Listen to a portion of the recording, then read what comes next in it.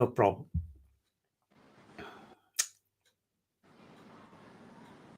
Hello, everyone, and welcome to my new show, Out of Nowhere. Well, tonight we've got a very interesting guest on my show tonight. His name is Russell Edwards, and there's part about we're talking about Jack the Ripper, but we're going live in Whitechapel tonight, live. So he's there in the screen. His name is Russell Edwards. Russell is a 40-year-old businessman, originally from Birkenhead, who was, after years of dedicated research, produced the definite evidence to prove the identity of the world's most famous murderer, Jack the Ripper. Can we please welcome Russell to the show? Hello there. Hello there. Thank you very much for having me on. So it's great to be on. Always last minute. From Birkenhead to Brick Lane. How was that then? Well, I used to live in Merseyside. Well, I grew up in Merseyside. And what I'll do, I'll walk around the area while I tell you. Yeah. So here we are outside of Christchurch in Spitalfields. And behind me, so this is what I'm standing where the victims used to stand. So this is here. And I first came here in 1989 as a student. And my friend, I get off the street. Mr. 10 Bells. Oh, yeah. So basically, my friend lived in Bethnal Green, and he brought me down to the bagel shop in Brick Lane, and I just fell in love with the place. And Brick Lane's full of curry houses, so of course it's just my favourite place to be.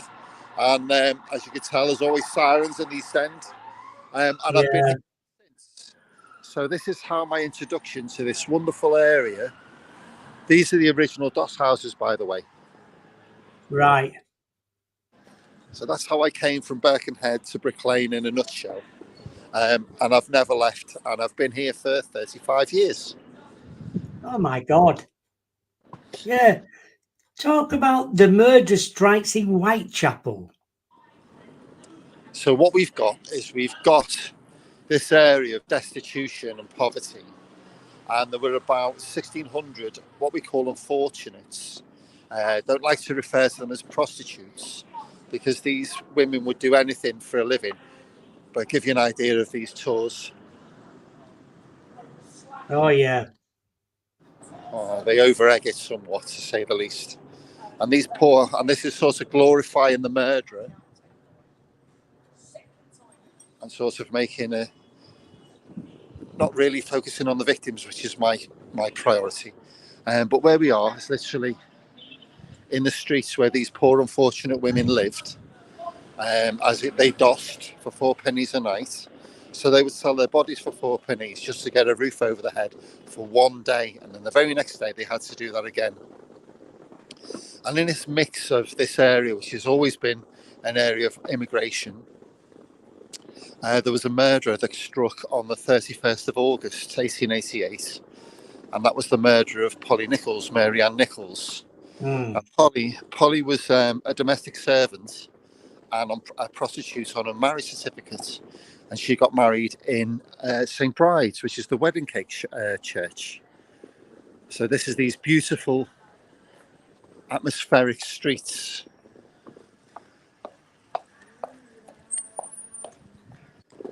That he operated, and they walked and sold their bodies here. So even we're now in Princelet Street.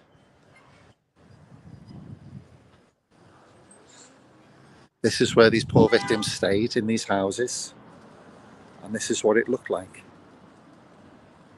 Right. Now Polly, she'd been drinking in a pub called the Frying Pan, which is only up the road in Brick Lane, for most of the last day of her life. And when she went to a Doss house, she didn't have a 4-penny Doss money. I'm going to turn you around. I'm going to walk. You're walking in the footsteps of the Ripper now. Right. And so Polly had to go and get her money, which she literally, about 1:30 in the morning, she was kicked out of a Doss house. And the last words were, "Don't worry, I'll soon have my Doss money." see what a jolly bonnet I've got. I'll go this way. Because she was wearing a black straw bonnet that nobody knew where it came from. I just want to show you this just.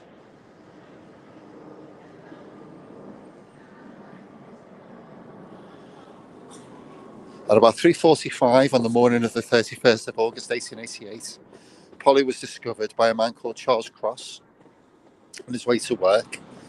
And they didn't know, him and another guy called Robert Paul didn't know if she was dead or dead drunk. So they went to find a police officer to report it. Now, police officers had like 15-minute patrol, and it was PC Neal's patrol, Bucks Row, where Polly was discovered. And he shone his bullseye lamp across her and realised that she was murdered. It wasn't until they got to the old Montague Street mortuary, which we'll be walking past shortly, did they realise that she'd had a throat cut down to the spinal cord, and her bowels were protruding. Oh, God. Bad enough. 1 week later, he struck again, and the location was 29 Hanbury Street. And as a special treat for you, or say special treat, I'm actually at 29 Hanbury Street. Oh, So brilliant. This is the murder here. So where we're standing here, this is where the Ripper stood. This is where the victim stood. This is Annie Chapman. And this side of the street's been demolished in 1970, and this side's been preserved. So if you were looking out of that window there, on about 5:30 on the morning of the 8th of September 1888, which was a Saturday, you would have seen the Ripper walking out after murdering Annie Chapman, which was here. Now, he inflicted a brutal atrocity on Annie, which is too brutal to discuss over on any interview, really. Yeah. It was so bad. He took a body part, and the police were given double shifts. On the 10th of September, the Vigilance Committee was set up, and these streets we see right now were so vigorously protected and patrolled that another murder didn't happen in this little area after that. We then come on to the night of the double event. So even with all this protection, this is Hanbury Street. Right. About 3 weeks from now, and he murdered 2 inside 1 hour. Now the third victim was Elizabeth Stride, or Long Liz. Yeah. About 1:45 in the morning of just in the first hour of the 30th of September 1888, a Jewish man by the name of Israel Swartz was walking past down Berners Street, walking past Duffield's Yard. Now, before I go any further, I'm going to introduce you to Brick Lane, the Curry houses. Oh, Hi. yeah. How you doing? Oh, It's a very good friend of mine. How are you? Hello. Oh yeah, pleasure. This is obviously I've been here for so many years. They all know me. Yeah. So this is where I eat. This is where I come. A wonderful place, full of. It's alive. That's the best way I can put it. And It looks like it. So we're on to. Is this Father Christmas doing a tour? So here we go. Oh, God. Hello, mate. It's another friend of mine. So Oh, we're he's on. there. I'm going to Okay. say hello. So this is another friend of Hello, mine. how are you? So you want to I'm come okay. How are you, my good friend? Brick Lane He's the Bassery? best tour guide in London of Jack the Ripper. Yeah. Man, Thank you. See you later. There you go. So we're now walking along Brick Lane. Today it's 53% Bangladeshi. In the 19th century to the 70s, it was a Jewish area. So this is the street. This is Princeton Street. And in the 18th century, this area was French. I'm now actually walking you to the murder scene of Elizabeth Stride. Right. Now, Swartz sees what he describes as a man, 5'5", 5'7", dark hair, dark moustache, foreign, attacking a woman to the ground and trying to pull her into the gateway of Duffield Yard. She screams 3 times and Israel Swartz crosses the road. As the man's trying to drag her into the yard, he notices Israel Swartz and shouts the word Lipsky, upon which a man standing right close to this attack, smoking a pipe, runs after Israel Swartz, and Israel Swartz runs for his life. At 1 o'clock, another man called Louis Deemschutz is stabling his horse and cart in Duffield's Yard. But the horse rears back, and Louis Deemschutz sees the body of a woman. He lights the match, but it blows out, but he can see a huge quantity of blood. Quick as a flash, he's in the side door, and he raises the alarm. And quite literally, within half an hour, that area was cordoned off to the public, what the baying public wanting to see. Hello, mate. Hi, nice to see you. Hello, mate. There's another friend of mine. We're on live on YouTube doing this. Hey, how are you, sir? Yeah, this is I'm okay, my good friend. nice and busy now. Yeah. Perfect. Thank you. So this is that gentleman went to this. Hello, mate. Hi. This is the school. It's Christchurch School. It's a school now. It was a school back then. And that gentleman went to that school. He's born and bred in this area. So Louis Deemschutz basically interrupted the Ripper. And if Louis Deemschutz walked back on himself, the Ripper was hiding behind one of the gates. Now, he didn't have time to perform his ritualistic mutilation, especially what he did to Annie Chapman, less to Polly. And so he needed to find another victim. And he did. And 45 minutes later, Catherine Eddowes, the 4th victim, she was in her 40s from Wolverhampton, was discovered in Mitre Square. Again, he basically inflicted the worst atrocities to her that you can imagine. What I can't show you tonight is, as we look down, this is Fashion Street. At the bottom end of this street here, on the night that she was murdered, Elizabeth Stride was drinking in the Queen's Head pub there. Right. Very close. So that's like 4 roads down from where Annie Chapman was murdered. So with the fact that there was no body parts taken from Elizabeth Stride, that when he got to Catherine Eddowes, he took a kidney and he took a uterus. This is where the Shaw was discovered, which we'll come on to. Yeah. Then he didn't do anything for 5 weeks, of which I proved the reason why. And this is one of the biggest, the mystery. On top of a mystery, on top of an enigma, I managed to prove this.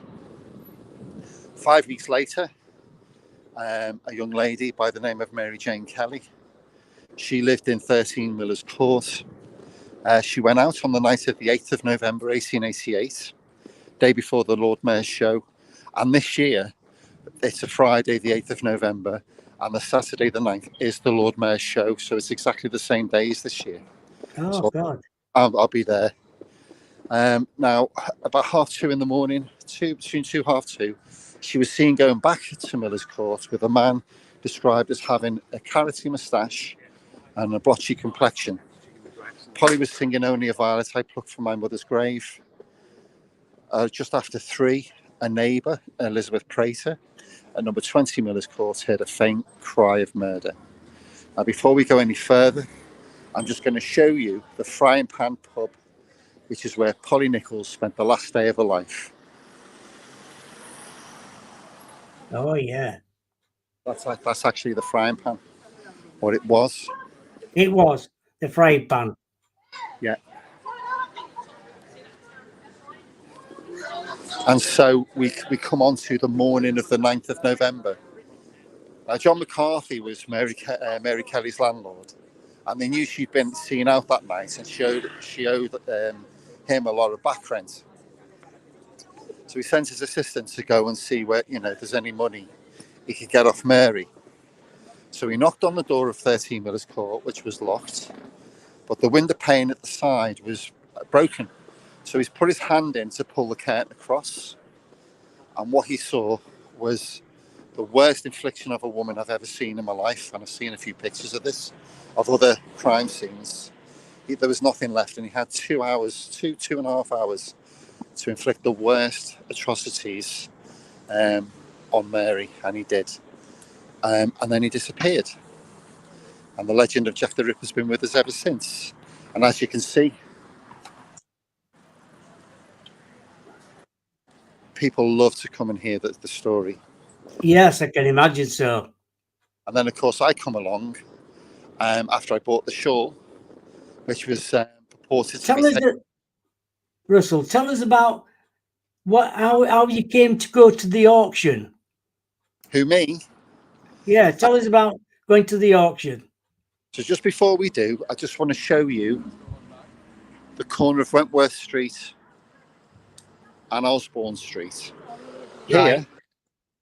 this is where Emma Smith was attacked on the 3rd of April 1888, and Emma Smith was beaten by three teenagers there. She became the first acknowledged Whitechapel murder victim. Not a victim of the Ripper, but a murder happened there. Right. This is Old Montague Street, and apart from one, all the bodies of the victims were taken up there to the mortuary that was there. So I'm sitting at home. I'm a care home owner. I was a care home owner. I had 155 staff. I was very busy in my life with business. I'm a property developer as well, so I had a lot on. And my mum calls me one day and she said, you know, were you aware that there's a shawl for sale at Bury St Edmunds, a place called Lacey Scott Knight, which is a reputable firm, auctioneer. Yeah. And I was like amazed because she knew I was interested in this. Because as I say, I've been here, I was here 11 years before I knew about the proximity of the Ripper murders to where I'd been, which really hooked me because I just love the area. I still do. I'm still here. Oh, yeah. Anyway, my then wife said, you're not having that. So, it was a challenge, really. So I had to find a reason to part with money. Now, it was divulged just how much the shawl's worth. And I'll just say it's under 5 million, just under 5 million at the moment. Oh, my God. Yeah. What I'm going to do is just walk around this one. Okay. And anyway, I found the pattern on the shawl was Michaelmas daisies. Now, they come out in September and they're lovely little daisies, collection of flowers. However, Michaelmas, I discovered, is an Eastern Orthodox Christian celebration, and Western Christian celebrations celebrated on two specific dates of the year, the 29th of September and the 8th of November. And those are the dates he went out, those nights of those dates, and he murdered 3 of his 5 victims. So I proved, proved the reason why there was a gap between the double event and Mary Jane Kelly. So that's how I came across the shawl and I bought it. Now, where I am now, thankfully everybody's just scarpered, is I'm just going to turn this around and show you the cobblestone streets of Gunthorpe Street. Right. Oh, yeah. Still there. Yeah. That the building cobble used to be called, well, when it's been demolished twice now, was George Yard Buildings. Now that there is where Martha Tabram, the second acknowledged murder victim, was discovered on the 7th of August 1888. Literally round the corner from where Emma Smith was attacked. So the first 2 acknowledged Whitechapel murders happened within a stone's throw of each other, literally. I'll just give you an idea just how atmospheric this is. There's only us here. Brilliant.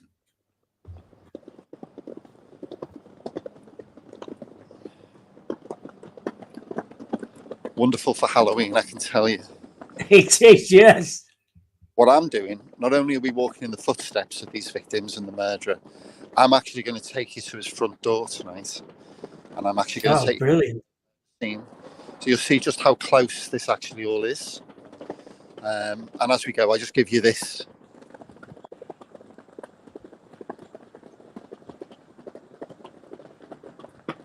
And as we turn around, this is the same geography, and this building was here at the time.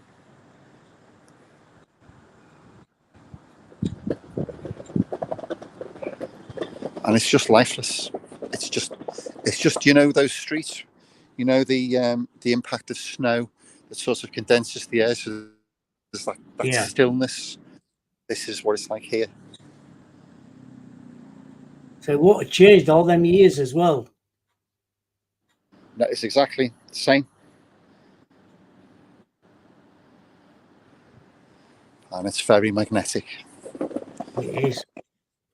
So we've Sounds got 11 murders there were, 5 attributed to him, and 2 I've just explained. 1 here, Martha Tabram, and 1 before, Emma Smith.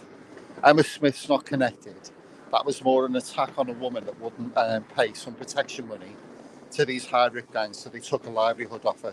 Unfortunately, she died. Oh, I can tell you, it's authentic smells down here as well. So, I don't want to be here right now, I can tell you. Let me just show you, let's turn around, I'll show you this.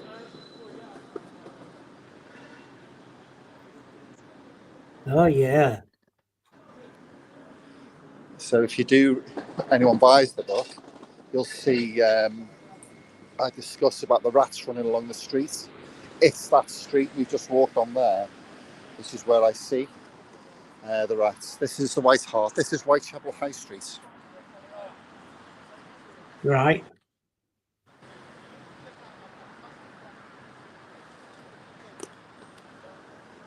And now we're going into Commercial Road.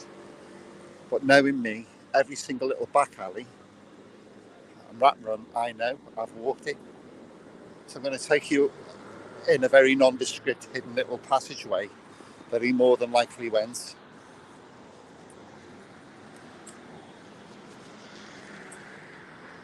That's still original. Oh, brilliant.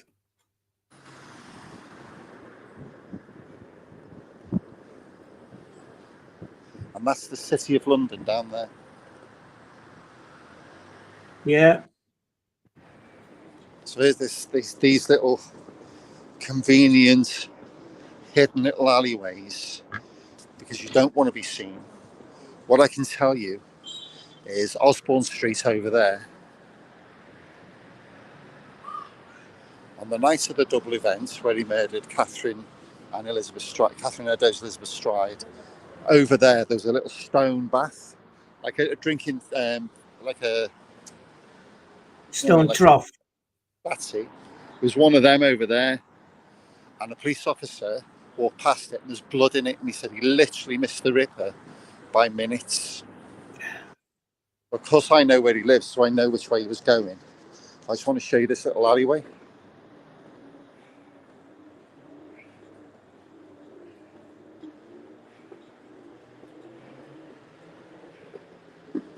Dark, foreboding, as I feel it's here. Oh God, yeah. I've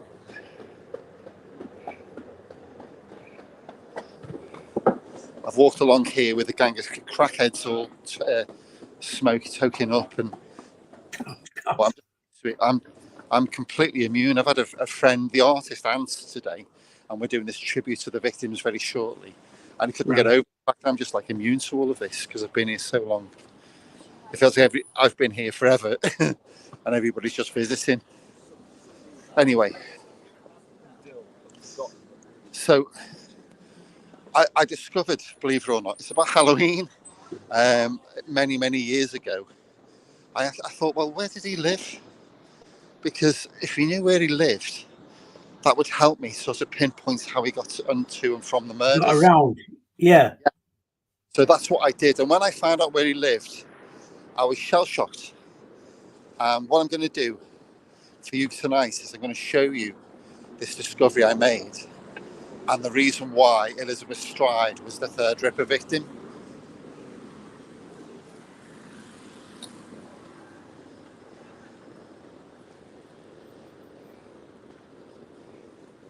So a lot of people come here, apart from the streets I've just shown you, those atmospheric Ripper streets, a lot of it, unforgiving is a good word, I think. This is Commercial Road.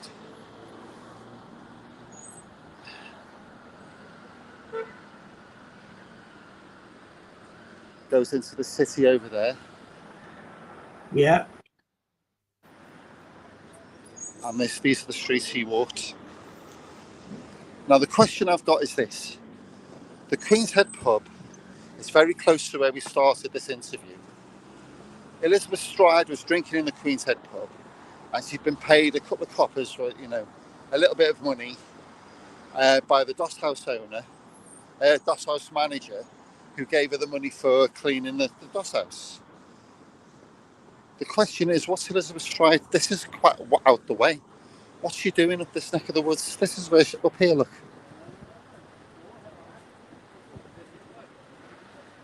There's not much up here. There's nothing really significant up here, So it's quite weird.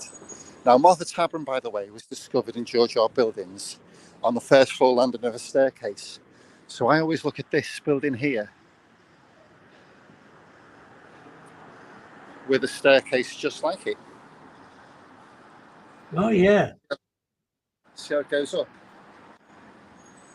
Yeah, I do. This is one of the buildings that remains. So the discovery of where he lived, his front door.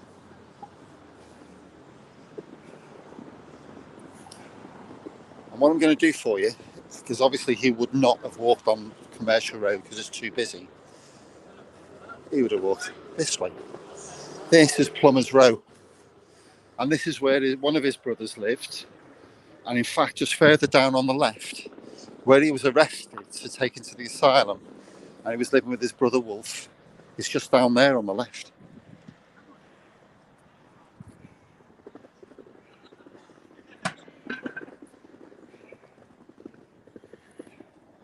There's, as you probably know, I'm writing a graphic novel. Yes. And the poem I've written, and it's called, I put in there, the flotsam and jetsam of the Whitechapel gutter. And that's how I feel these poor women became, because they were just ignored. They weren't protected. The police were too busy. They lived a rough existence, a day-to-day life of survival. And then he came along and took that life from them, even though they were sort of like at the bottom echelons of society. So that's why I say the flotsam and jetsam of the Whitechapel gutter, But we are walking to his front door as I speak. So I'm going to turn it around and show you.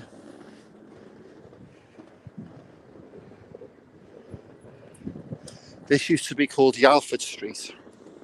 His brother Wolf used to live here. But back in 1888, his sister Matilda, Matilda Lubnowski Cohen, and her husband lived in this street. So did his brother Wolf, and so did his brother Isaac. Now, I found, obviously I've been at uni for 10 years, so I found a unique way to find this information, which I can't divulge. But I know for a fact that this is where he lived. I'm walking to his front door, which is no longer there, but obviously the vicinity is. Yeah.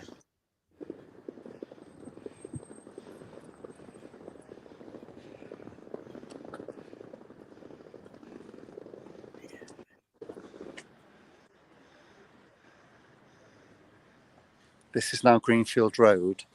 It used to be called Greenfield Street. All completely changed.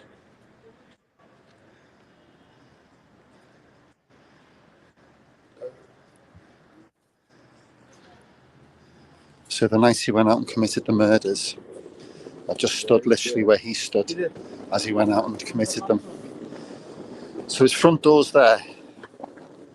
When I did the research, this is years ago now, I came here and stood where I just stood now with you, and found this massive sort of groundbreaking revelation, and it all sort of fell into place from here. So that was his front door. As we go across now, I'm going to turn the phone round and show you Berners Street. Berners Street is literally there. The third victim, Right. Elizabeth Stride, was murdered there. Right. That's not far away. It's the road opposite his road, yeah. I'm going to try and cross. Just bear with me. That's where I normally get. Okay.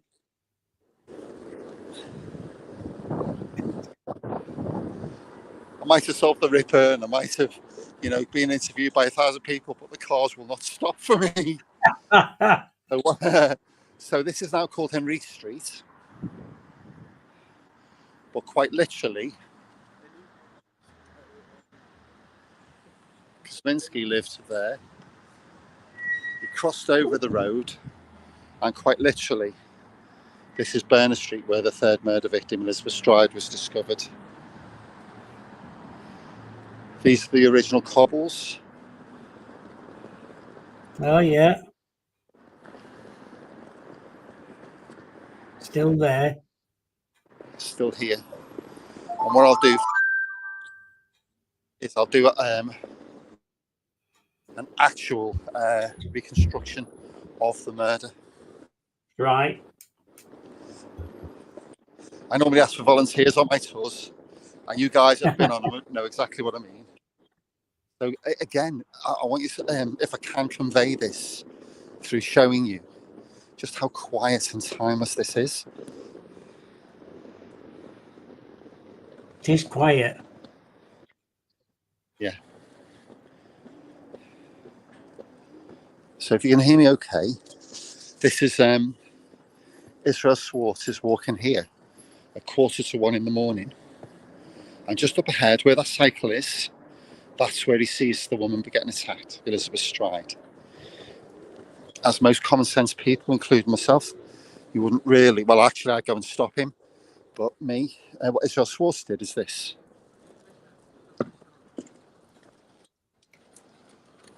He crossed over the road.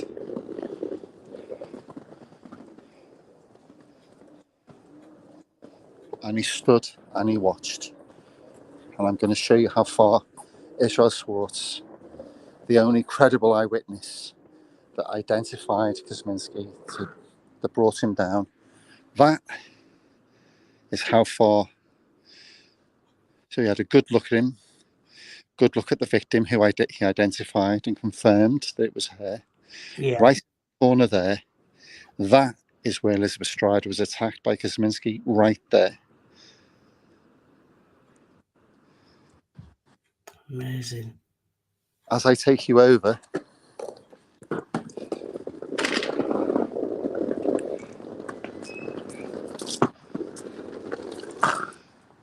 Elizabeth Stride's body was discovered just there, Oh, God. right there. And this is Old Berners Street.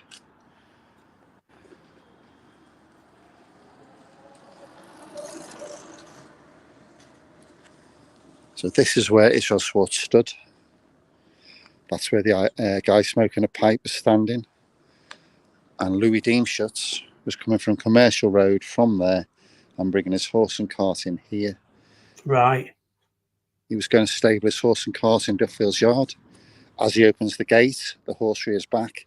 And that's when Louis Deemschutz discovered the body of Elizabeth Stride at 1 o'clock on the 30th of September, 1888.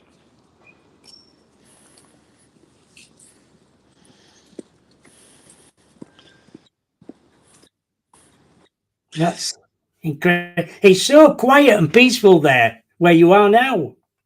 Yeah, it truly is. It's lifeless. I say it's still.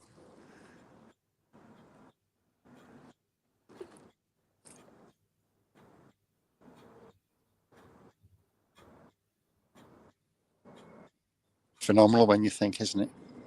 Yeah. When you think back in them days, it'll have been very quiet because people might not want to go out anyway. Well, interestingly enough, when the police interview people here for eyewitnesses, everybody claims to be up. Everybody claimed they were standing on the doorway because they all wanted to be involved in the story. Even a police officer said he walked past here minutes before Israel Schwartz did, and he saw nothing. And you think, okay, fair enough. But it sort of happened so matter of fact. And if it wasn't for Israel Schwartz, and if it wasn't for the shawl that was left at the crime scene, we would have never, I wouldn't be here. And we would have found who the Ripper was. Now, this is the location where it all happened. Amazing. Thank you. I don't know how long we've got left, or if you've got any questions or people are asking anything. Yeah, we've got about 25 minutes left. Sure. In which case, there is another murder from the Whitechapel murders, and phenomenally, it happened round about his birthday the year after. Oh. See it? And who was that then? That's it. We don't know. It was called the Pinchin Street Torso. Oh, God. The torso was found 5 minutes from here. Literally, in fact, just past where Israel Schwartz lived in Ellen Street. Right. I know when you bought the show and everything like that. Yeah. Does it take time to get DNA from it and the blood sample from it? Interestingly enough, somebody said they saw a documentary where the testing didn't work. Well, that was us, and they gave us 2 days to do it. It actually, all the science that the brilliance of Dr. Jari Louhelainen did took 4 years. This wasn't an overnight job. This was 4 years of our life. Yeah. 4 years. 4 years it took. That's what you call dedication. Well, the thing is I took part in that documentary. It was about Frederick Bailey Demon, because I knew Jari would be on the show, on the documentary, and he's an expert ancient DNA specialist and biochemist, so he's the guy to get the job done. So that's how I met him. And when I knew that it wasn't going to come off for the tellies, it's just for show, I said to him, was there a link? Could you just have a look at that shawl? And is there any sort of link between the shawl and the fourth murder victim? He had it for a day, and he came back to me and he said, you know what, Russ, the first thing is, there's this evidence here. This is arterial blood spatter consistent with slashing. Then he said there's evidence of split body parts, incredibly difficult to forge, on the shawl, which you can clearly see. And he said further down there's semen on there. But we always thought it was the Edo shawl, and we knew she had no money. So we thought that was one of the customers, because she was arrested for being drunk and disorderly that night. Right. But got consistent with slashing and evidence of split body parts. That's exactly what he did on the night of murdering Catherine Eddowes. So that's how we were hooked onto that shawl and the story. There's a question here from Northeast Florida. Do you think Jack the Ripper had accomplices that nobody has ever talked about? Brilliant question. Okay, well, it just so happens exactly at this murder scene here, when the man was standing there with a pipe, as Kosminski's attacking Elizabeth Stride, he shouts Lipsky, and the man with the pipe run after Israel Schwartz. Now, Israel Schwartz testified that he didn't know if the man was known to the other man, but it could have been a lookout. We just don't know. I can tell you how we solved it, but I can't say definitively that he had an accomplice. But I can tell you that I think it was George Lusk from the Vigilance Committee and the police actually put a reward out to anybody that might have been an accomplice, that they would be given complete, not anonymity, amnesties from the attacks if they gave up the murderer. So the police believe there might have been an accomplice. How long does it take to narrow down the suspects? Well, that was quite easy, because when my mum told me about the shawl, when I found out that the Michaelmas Daisy connection and the dates of the murders, I knew that the shawl had been in the Scotland Yard Crime Museum all through the 90s. But when the owner that gave it to them discovered that it wasn't being used, and it was just in a filing cabinet, he asked for it back. So I knew it was a Scotland Yard. And when I discovered the dates of the murders linked to Michaelmas and the shawl, I called Scotland Yard. And what Scotland Yard told me at that time, which was in March 2007, which was before I bought the shawl, they said, the curator said to me, he said, you know what, Russ, that's the first bit of real evidence and information that really solves something in this case that I've heard in decades. He then said to me, I don't know why they do these tours, write these books, make these films or do these documentaries. Scotland Yard have always known the identity of Jack the Ripper. It was Aaron. And so they always knew. So narrowing down the suspects, before I found that out, I just gave it. You can't solve this without evidence. Every spurious person comes out the woodwork and names anybody they feel like and say that's Jack the Ripper. That's true. And stand behind their claim. Nonsense. There were only ever 3 named suspects. Montague John Druitt, Kosminski, only the surname, and Michael Ostrog. And those are the only 3 suspects ever named in this case. And that's from Sir Melville Macnaghten in the Macnaghten Memorabilia in 1891.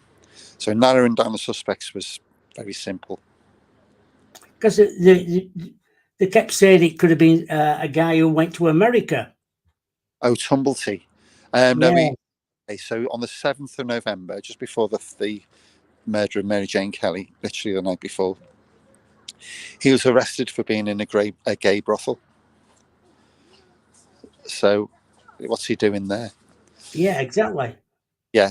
So as you know, or I'm sure you're aware, that serial killers murder in their own sexual area. I can't think of the word right now. But so if he was gay, which he was, he wouldn't have murdered women. He would have murdered men. Of course, he would have done. Just like John Wayne Gacy. So when we talk about Aaron Kosminski, who was he then? He was a Polish immigrant Jew that came over from Poland, from Kladava, in 1881 with his family. He lived here. This is just over the road, called Mile End Old Town. He lived here. He knows these streets. He knew these streets. He'd been here for 7 years.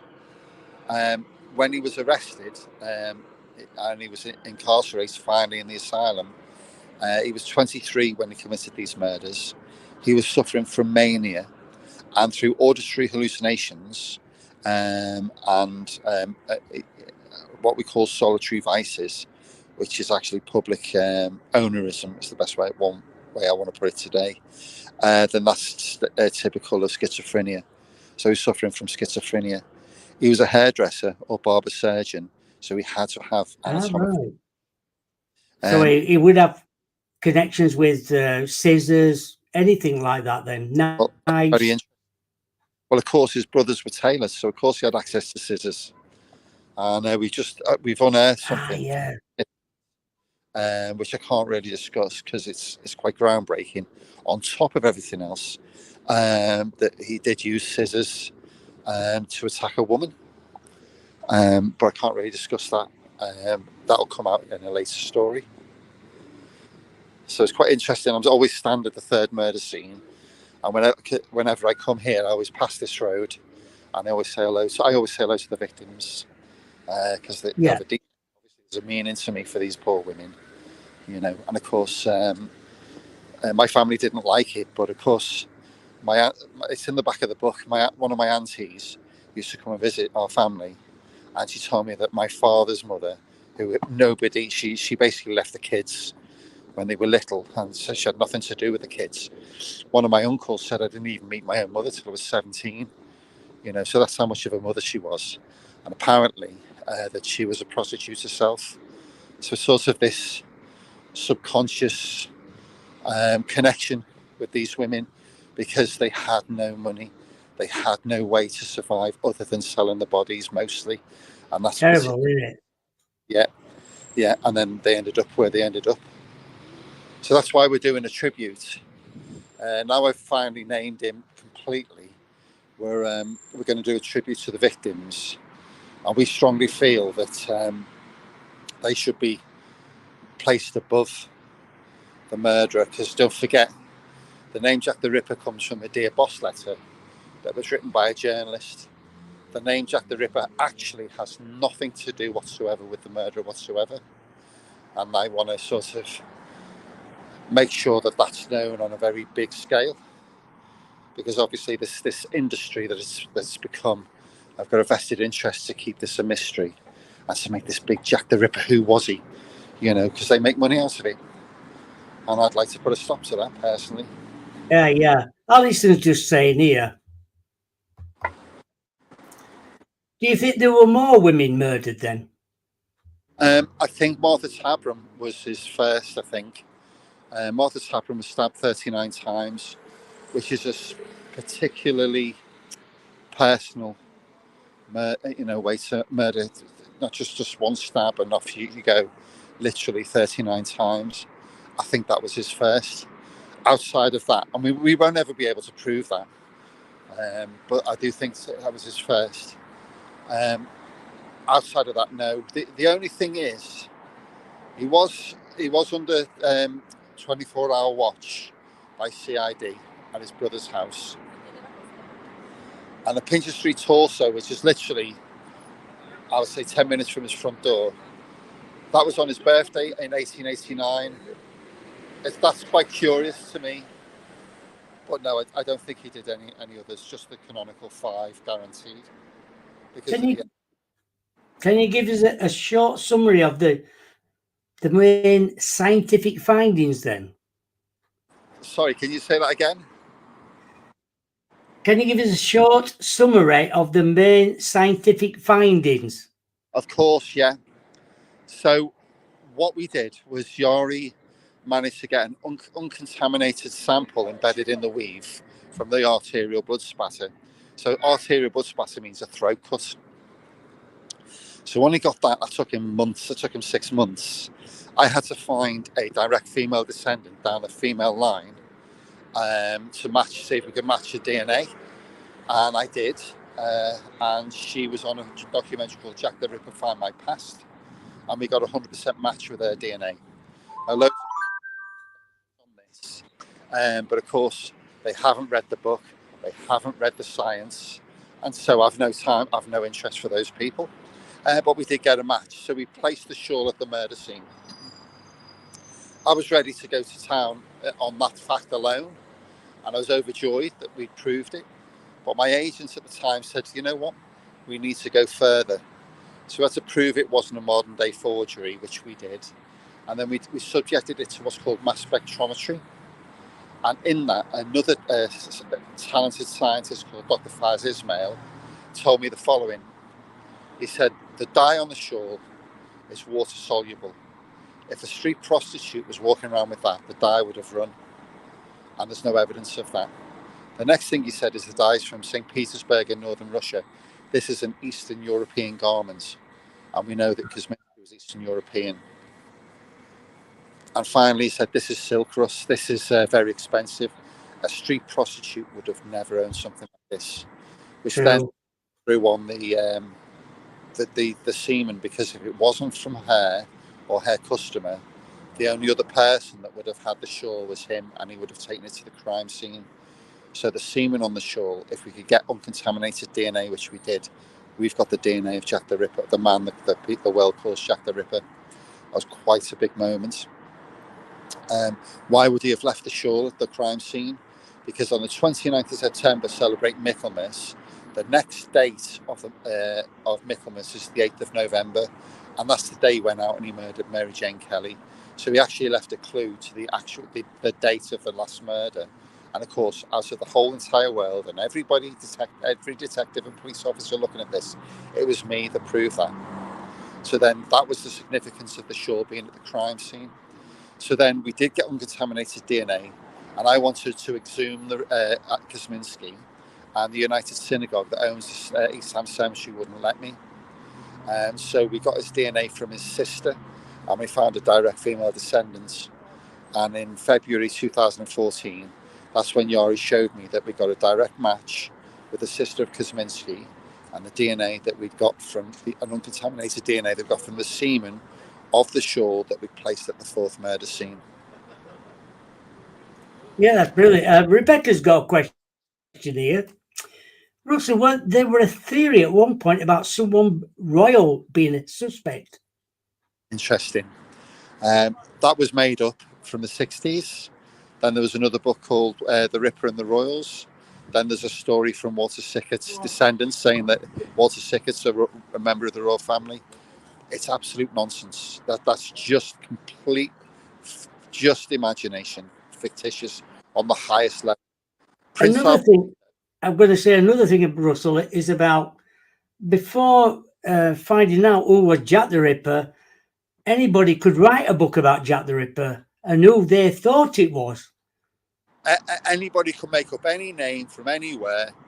You could even say it was Wild Bill. Was it Wild Bill? Buffalo Bill. He was here. Buffalo Bill. You name it, they could just put a tab on it and say, right, he was the Ripper. Absolute nonsense. You've got to remember that this has got to go to court if we could get it in. Strong enough to take to court, put it that way. Right. Yeah, brilliant. We've got about 9 minutes left. Tell us a little bit about, okay. I know you can't give too much away, about your new book. Okay, so when I brought the first book out, naming him, everyone wanted the science to be peer reviewed. That took years, the best part of 4 years again. The science was peer reviewed, double blind peer reviewed, and passed and published in one of the most prestigious journals. Now, these journals do not publish science if it's not credible and if it hasn't passed the peer review. Yari's work, and Yari did pass. So the science has been peer reviewed. So whatever's been done has been validated. That wasn't good enough, and everybody tries to throw a spanner in the works because the kid just won't believe this story. So from the peer review, we thought, right, well, I'll tell you what we'll do. Let's see if we can take it to court. So we spent years preparing the case, which we've done. The High Court barrister's been on it. So this next book is actually my 10-year journey after we released the first book of how we categorically named the Ripper. And there's some massive revelations in there, including I've solved the Goulston Street graffito, which is the chalk handwriting that was discovered at 3 a.m. on the night of the double event. I've found the reason for the murders, the way that he murdered them. I've produced his face. We've got his face now. So literally everything. I've placed the shawl at Mitre Square, which every question and doubt that people have asked, we've answered. So this book answers all of these questions to put the story to bed. And what I can tell you, because I'm going to run out of charge, what I can tell you is this, that His Majesty's coroner, even the coroner, has passed the science and literally said there's no problem with what you've presented to me to go to court. So we've got enough to forget these people are trying to make a name on the back of our story. That actually, you know what, the coroner herself, has passed it. Said, yep, this is enough for court. God, I'm so pleased about that. I'm just going to put the car on. Well, exactly. So again, people haven't read the story. So I'm just going to put you on charge, otherwise you'll lose me. Yeah. People haven't read my story, haven't got the patience, or I would say these people have the audacity to accuse us of making this stuff up when they haven't read the story, and that's wrong. And they can do whatever they want. We're not interested. We know we've solved it. And again, this is very personal to me. And whenever you go on a tour, you're going with a guide. And I stood next to Goulston Street today, where the graffito was discovered, and listened to a tour guide. Now, this was written in chalk. Ask yourself what type of profession has chalk? Tailors. So brothers were tailors. So because that's a very weird thing to have if you think about it. I've just listened to a tour guide say, well, he spray painted this Goulston Street graffito, that he carried a kidney through on the floor. And I'm like, hang on, that's my story, but it's not how it happened. And the spurious nonsense that's just spewed out of these tour guides' mouths. And does it happen? And these tours, do they happen every week then? These tours around London? They're on every night. They're on every night, and it's laughable, some of them. I only do private tours, and we've got a guy called Jack who's wonderful. He's doing his PhD right now, got an MA in history. He comes to do my tours for me. I only do Saturdays, but we're literally going to be opening up more nights to tell the real truth, the real story. And this story should now be like rebadged. This should be told honestly, correctly, Correct. and not with all, because it's not regulated. Everybody makes it up, and you know what? It's sort of getting a bit nerve-wracking. Well, not nerve-wracking. It's just getting a bit silly, to be honest. Yeah, I can imagine so. Especially when you know the truth and you're listening to people who are talking a load of rubbish. Well, I'm used to it. So, if you want my book, or I've written a graphic novel, with third issue of that graphic novel comes out, and it's the jacktherippertour.co.uk. My book is Naming Jack the Ripper. The new book is Naming Jack the Ripper: The Definitive Reveal. As I say, we already sold out. Literally day one, all went.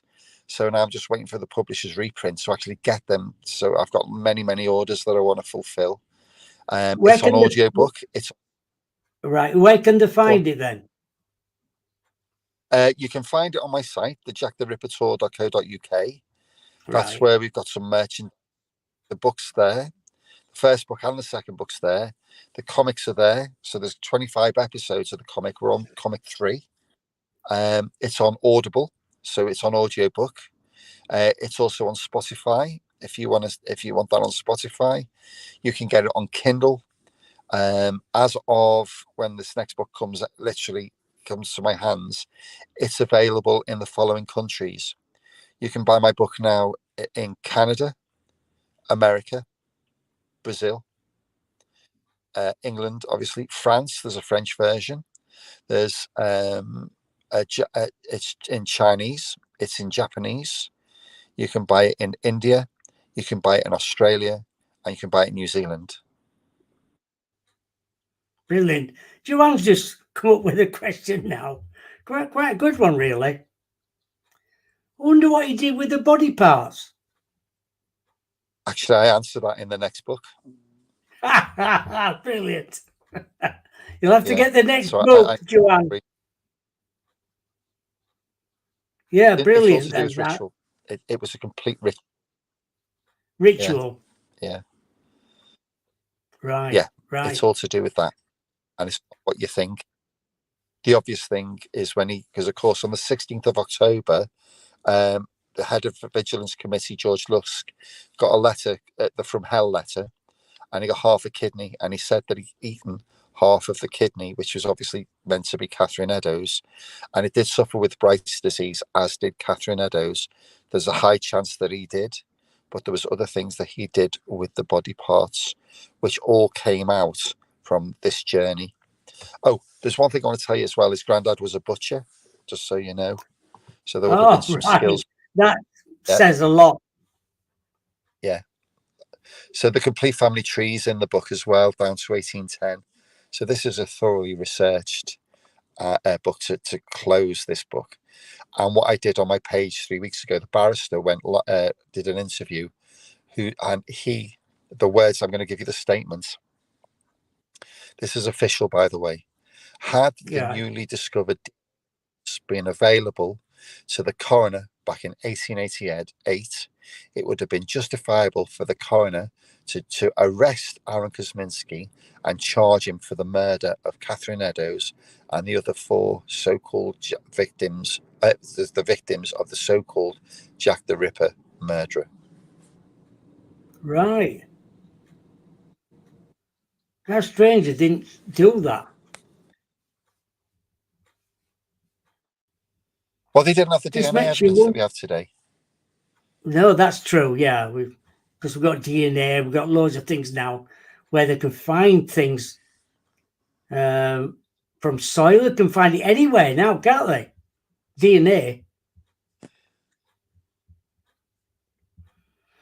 But Thank you so Oh, much amazing. for being on the show, and especially doing it from Yeah. Whitechapel. It's been brilliant. Yeah. I look forward to you reading your next book. Yeah. Which brings me on to another.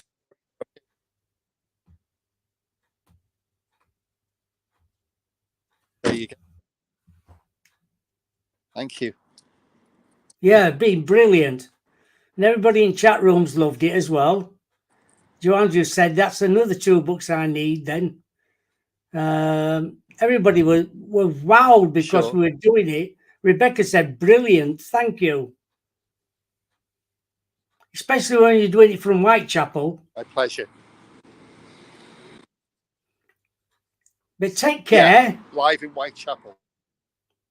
Yeah. Yeah, take care, Russell. And maybe Thank you we'll very get much. you back on in the future to talk about your new book when it all comes out. Thank you. That's the 3rd book. Yeah. Thank you very much. Thank you. Enjoy the rest of your evening. Bye. Thank you. Thank you. Bye. Bye. My guest on Friday is that was brilliant tonight.